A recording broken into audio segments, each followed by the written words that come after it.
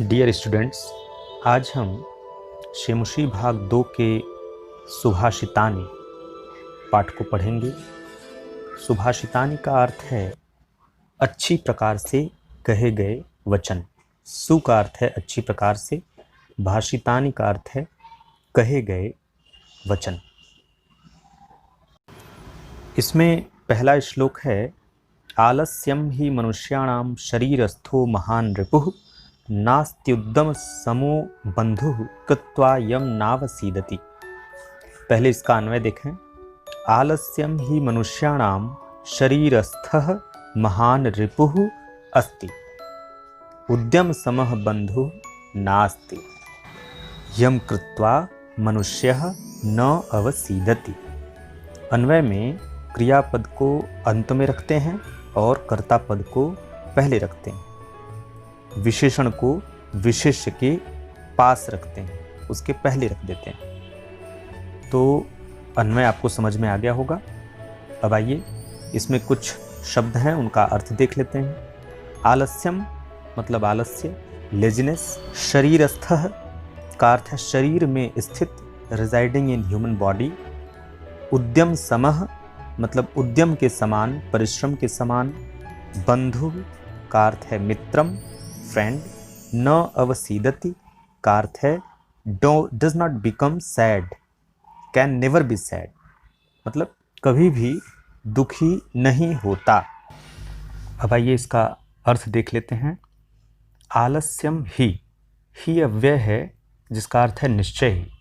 तो निश्चय ही आलस्य मनुष्याणाम मनुष्यों के शरीरस्थो शरीर में स्थित महान रिपुः महान शत्रु होता है।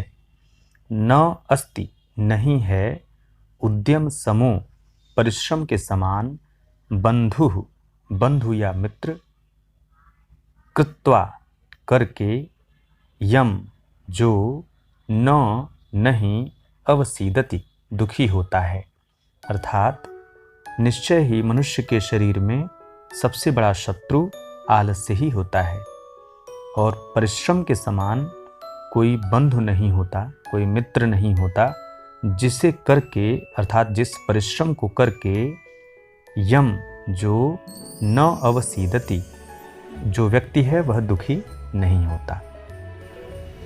अब यहाँ पर कुछ शब्दों के अर्थ, विशेषण विशेष्य और पूरे श्लोक का अर्थ दिया है, ये एक बार आप इसे पढ़ लेंगे। अब आइए इसमें समास देख लेते हैं।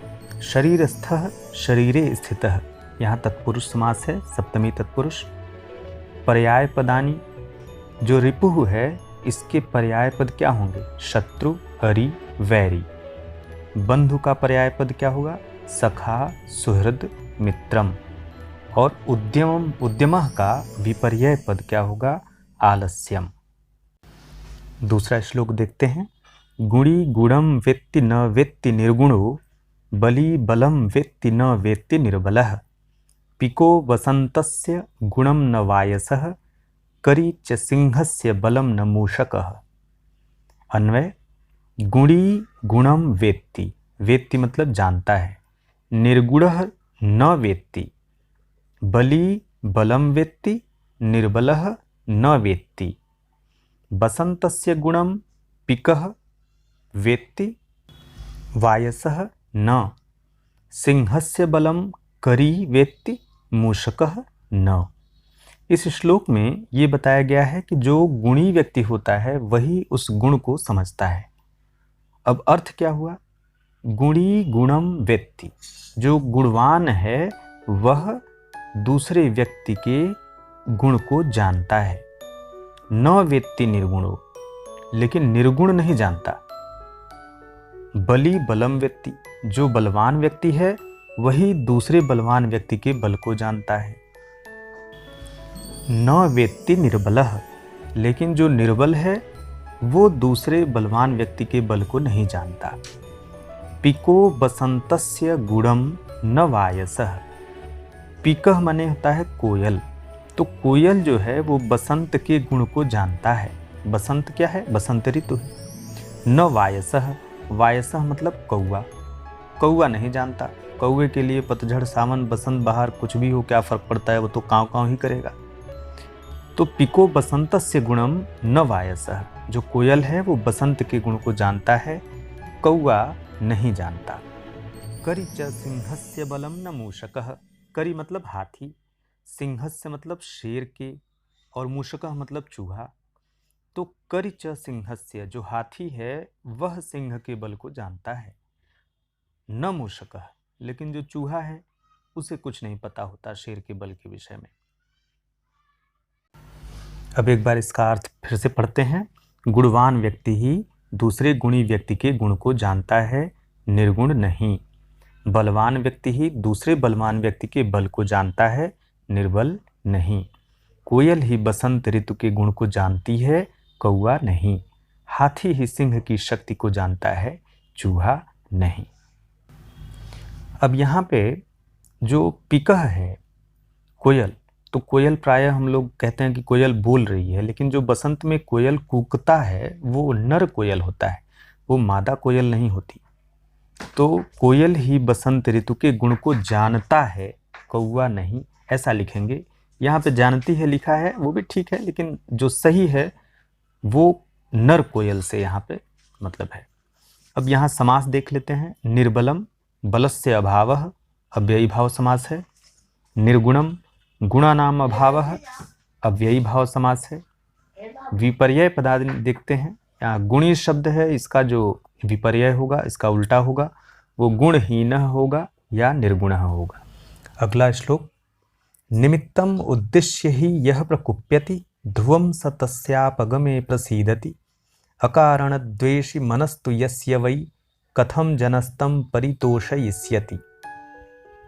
अन्वय। यह निमित्तम उद्देश्य प्रकुप्यति, सह तस्य अपगमे ध्रुवं प्रसीदति। यस्य मनः अकारण द्वेषी, तम जनः कथम परितोषयिष्यति। अर्थ क्या होगा? निमित्तम उद्देश्य यह प्रकुप्यति, जो किसी कारण से प्रयोजन के लिए क्रोध करता है, ध्रुवम स तस्य अपगमे प्रसीदति, वह उसकी समाप्ति पर प्रसन्न हो जाता है। तस्य अपगमे मतलब उसकी समाप्ति पर, प्रसीदति प्रसन्न हो जाता है, प्रकुप्यति क्रोधित होता है। तो ये शुरू की 2 लाइन का अर्थ हुआ। अकारण द्वेषी मनः तु यस्य वै, जिसका मन अकारण द्वेष करने वाला है, कथम जनः तम परितोषयिष्यति, उस मनुष्य को कैसे संतुष्ट करेगा, या उस मनुष्य को दूसरा कोई मनुष्य कैसे संतुष्ट करेगा। अर्थ स्पष्ट करने के लिए एक बार फिर देखें।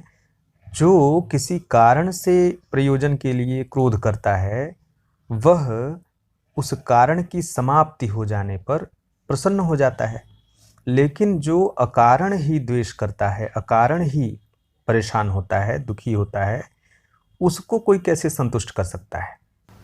अब आइए जरा समास विग्रह देखें। अकारण द्वेषी मनः, अकारण द्वेषी तद्वत् मनः यस्य सः, बहुब्रीहि समास हुआ। पर्याय पदानि।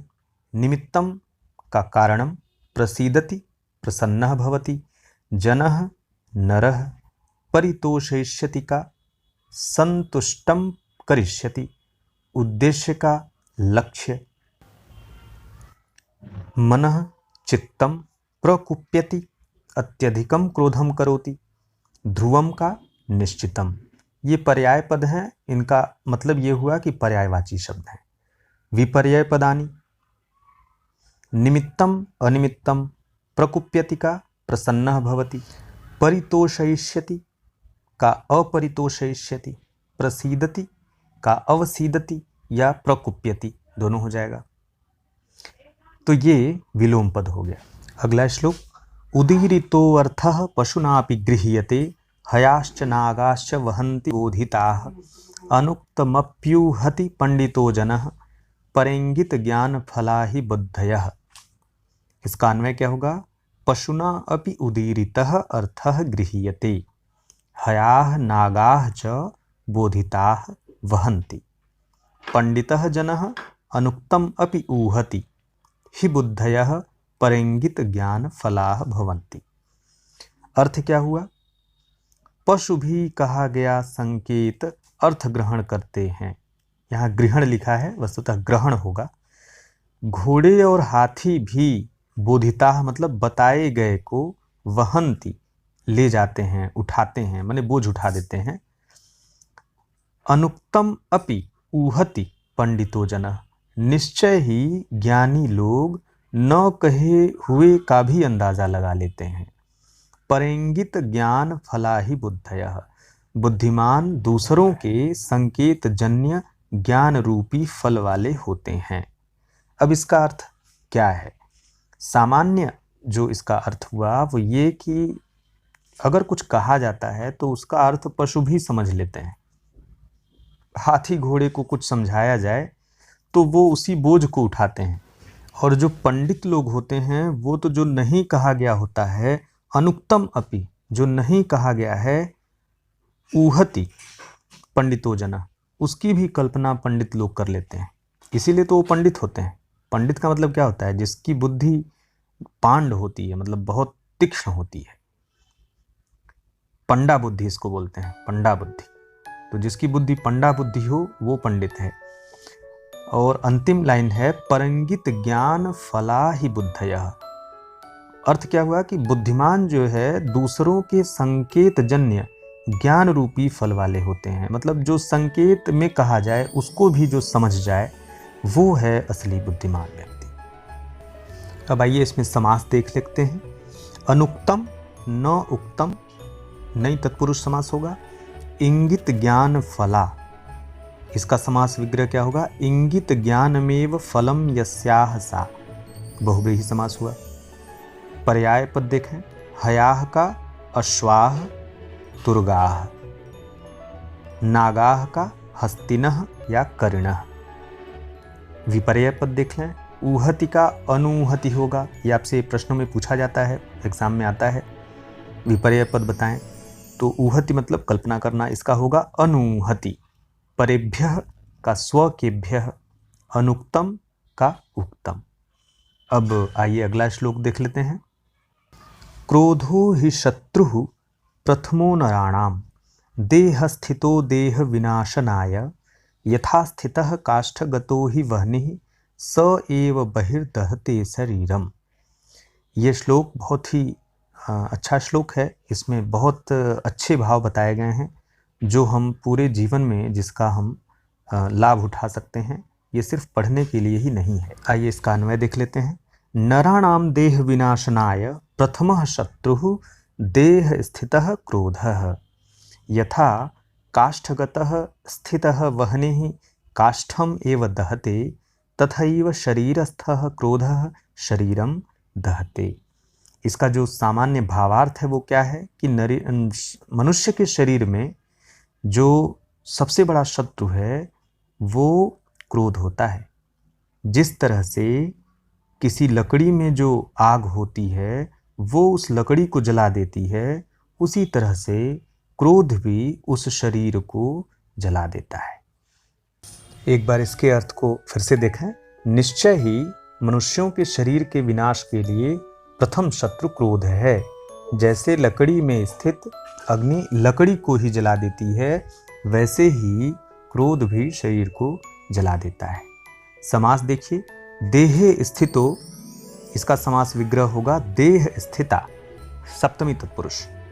काष्ठगतो, काष्ठे गतः, सप्तमी तत्पुरुष। देह विनाशनाय, देहस्य विनाशनाय, षष्ठी तत्पुरुष। पर्याय पदानि देखते हैं। वह्नि का क्या होगा पर्याय? पावकः, अग्निः, ज्वाला, दाहकः। दहते का ज्वालयति। नराणाम का मनुष्याणाम, जनानाम। विपर्यय पदानि देखें। विनाशनाय का रक्षणाय, विनाशनाय मतलब विनाश के लिए, रक्षणाय मतलब रक्षा के लिए। तो हो गया इसका विपर्यय। क्रोधः का प्रेमः, क्रोध का जो विपर्यय होगा वो प्रेम होगा। अब आइए इसमें जो अभ्यास के प्रश्न हैं वो देख लेते हैं। एक पदेन उत्तरत्, एक पद में उत्तर दें।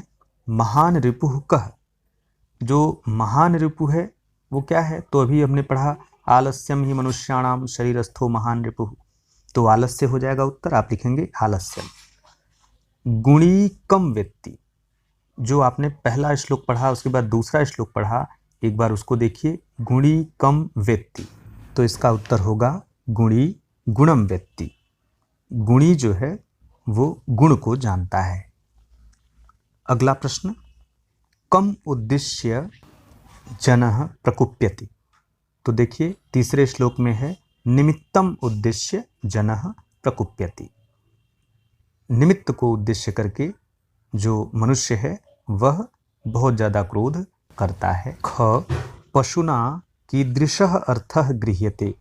पशुओं के द्वारा किस प्रकार का अर्थ का ग्रहण होता है? तो देखिए उदीरितो अर्थः पशुनापि गृह्यते, तो उत्तर हो जाएगा उदीरितो अर्थः पशुना गृह्यते। अगला प्रश्न क्या है? तीसरा, यथा निर्देशम प्रश्नान उत्तरत। जैसे निर्देश दिया गया है उस तरह से प्रश्नों के उत्तर दें। क मित्रम इति पदस्य विलोम पदम लिखत। मित्र का क्या होगा? शत्रु होगा, तो यहाँ पर रिपु आया है, रिपु लिख सकते हैं, तो मित्रम रिपुः। ख अग्नि इति पदस्य समानार्थक पदम लिखत। अग्नि का वह नहीं होता है, तो संस्कृत में लिखना है तो वह नहीं लिख देंगे।